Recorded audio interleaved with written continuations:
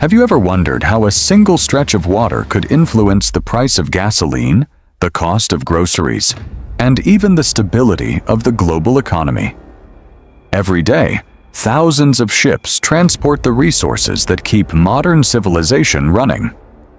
Oil fuels our cars and airplanes. Natural gas powers homes and industries. Raw materials travel across oceans before becoming the products we use every day. But surprisingly, a huge portion of this global trade depends on one incredibly narrow passage, the Strait of Hormuz. Located between the Persian Gulf and the Gulf of Oman, this strategic waterway serves as the primary export route for some of the world's largest energy producers.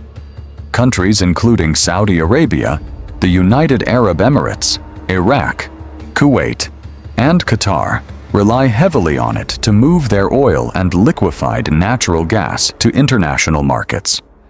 Although the strait stretches for nearly 170 kilometers, the actual shipping lanes are only a few kilometers wide in each direction.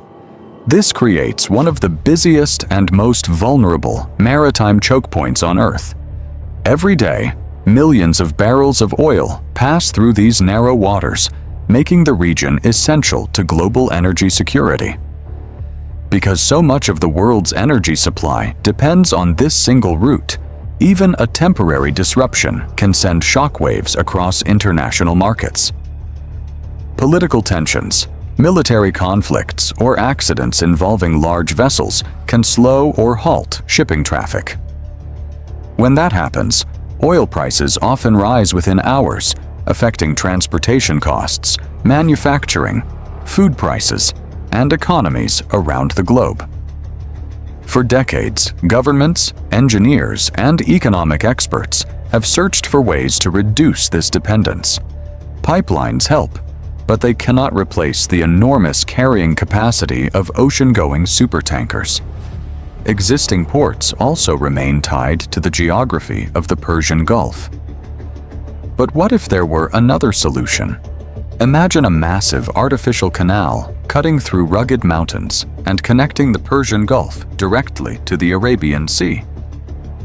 A new shipping corridor that allows the world's largest tankers to bypass the Strait of Hormuz entirely. It would be one of the most ambitious engineering projects ever imagined, costing an estimated $200 billion and requiring years of construction. It sounds almost impossible. Yet on paper, the concept raises one fascinating question. Could humanity really build a canal powerful enough to change the future of global trade forever? Designing a new canal is challenging almost anywhere in the world. Designing one that bypasses the Strait of Hormuz is an entirely different level of engineering. The biggest obstacle isn't the sea, it's the landscape. Between the Persian Gulf and the Arabian Sea lies a rugged chain of mountains known as the Hajar Mountains.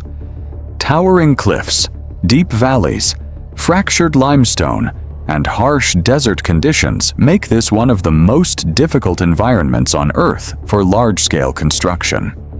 Before a single excavator could begin digging, engineers would spend years studying the terrain, mapping underground rock formations, and identifying the safest possible route. Every kilometer would present new challenges. Some sections would require cutting through solid rock, while others might need massive tunnels to avoid unstable slopes or environmentally sensitive areas. Advanced geological surveys, satellite imaging, and thousands of drilling samples would help engineers understand what lies beneath the surface before construction begins. Then comes the excavation. Creating a canal wide and deep enough for the world's largest supertankers would require removing hundreds of millions of cubic meters of rock and soil. Giant excavators, controlled blasting operations, and tunnel boring machines would work around the clock, slowly carving a navigable passage through terrain that has remained untouched for millions of years. But excavation is only one piece of the puzzle. A project of this scale would need its own temporary cities. Thousands of workers would require housing, hospitals, food supplies, clean drinking water, and reliable electricity.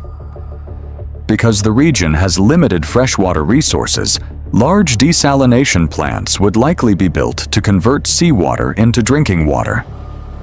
Dedicated power stations would also be necessary to operate heavy machinery and support continuous construction. Once the canal itself begins to take shape, engineers would face another major challenge: elevation. Unlike the relatively flat Suez Canal, this route would likely require a series of sophisticated lock systems to lift and lower massive ships safely across changing terrain.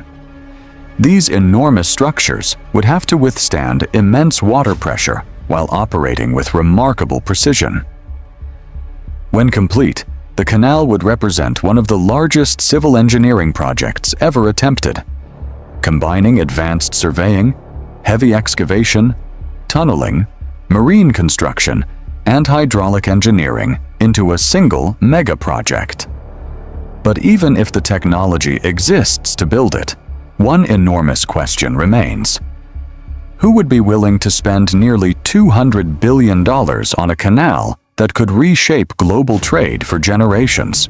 Even if engineers could overcome the mountains, another obstacle would remain: the staggering cost. With an estimated price tag of $200 billion, this canal would rank among the most expensive infrastructure projects ever proposed.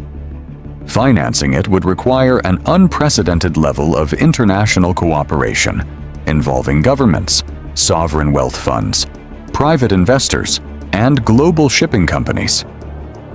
Every dollar invested would depend on one critical question: would the canal save enough time, money, and risk to justify its enormous cost?